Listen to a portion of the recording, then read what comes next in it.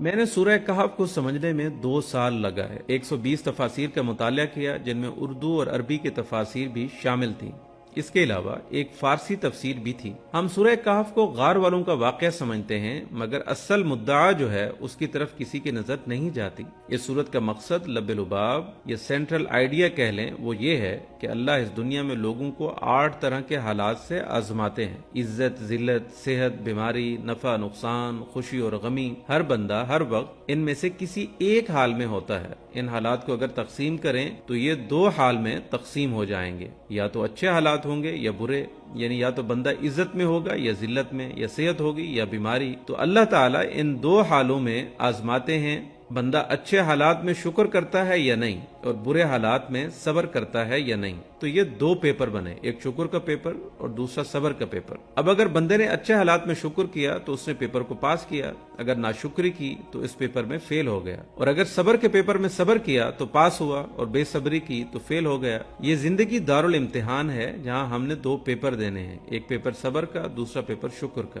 اللہ نے جب حضرت آدم علیہ السلام کو پیدا کیا تو ان کو بھی ان 2 پیپرز میں آزمایا۔ پہلا شکر کا تھا جو کہ جنت کی نعمتیں تھیں، دوسرا درخت کا پھل تھا جو کھانے سے منع کیا گیا تھا، یہ صبر کا پیپر تھا۔ سورہ کہف میں 5 واقعات ہیں۔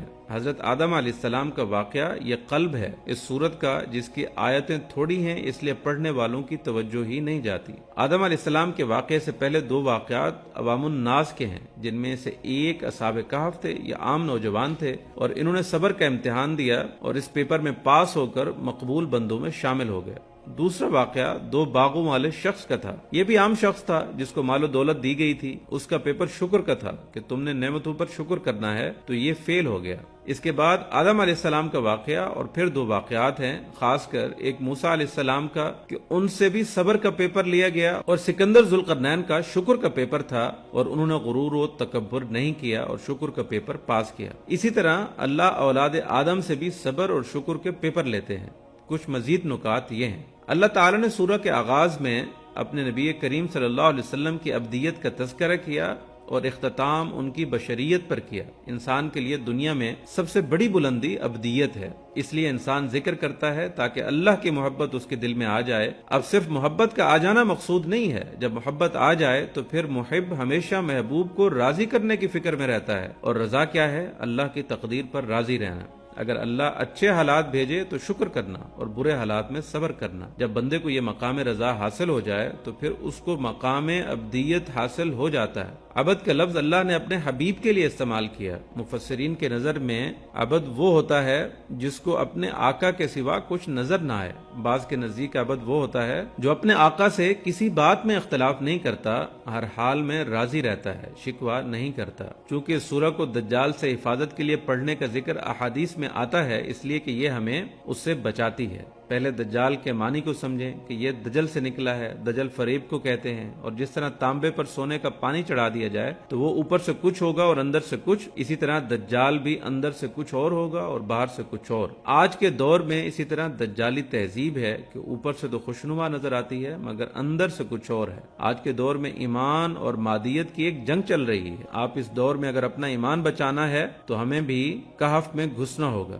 جی ہاں، کہف میں آج کے زمانے میں جو کاف ہیں، اگر انسان ان میں داخل ہو جائے تو وہ دجال کے فتنے سے بچ سکتا ہے۔ جو انسان قرآن مجید کے ساتھ نتھی ہو جاتا ہے، اس کو پڑھنا، سیکھنا، سمجھنا شروع کر دیتا ہے تو وہ بھی اپنا دین بچا لیتا ہے اور قرآن اس کے لیے کہف بن جاتا ہے۔ احادیث کے مطابق جو بھی مکہ اور مدینہ میں داخل ہو جائے وہ بھی دجال سے محفوظ رہے گا، جن میں داخل ہونے سے انسان اپنے ایمان کو بچا لیتا ہے اور دجال سے محفوظ ہو جاتا ہے۔ اس سورت کا ہر واقعہ ہمیں ایک سبق سکھاتا ہے کہ کس طرح ہم نے خود کو دجال سے بچانا ہے۔ اصحاب کہف کے قصے سے یہ سبق ملا کہ ہم کو اپنے ایمان کی حفاظت کے لیے کسی نہ کسی کہف میں پناہ لینی ہے تاکہ ہم اپنے ایمان بچا لیں اور دجال سے محفوظ رہیں۔ صاحب جنتین کے قصے سے سبق ملا کہ اللہ نے جو مال دیا اس کو اپنی طرف منسوب نہ کیا جائے، جیسا کہ اس باغ والا نے کیا اور پکڑ میں آ گیا اور اس نعمت سے محروم کر دیا گیا۔ حضرت آدم علیہ السلام کے واقعے سے سبق ملا کہ یہ دنیا ہمارے لیے دارالاقامت ہے، ہمارا اصلی وطن جنت ہے۔ دنیا میں رہ کر دنیا کو اپنا اصلی وطن سمجھ لینا اور ساری محنتیں اور ساری امیدیں دنیا پر لگا دینا بے وقوفی کی بات ہے۔ شیطان بدبخت نے ہمیں جھوٹی قسمیں کھا کھا کر اصلی وطن سے نکالا تھا۔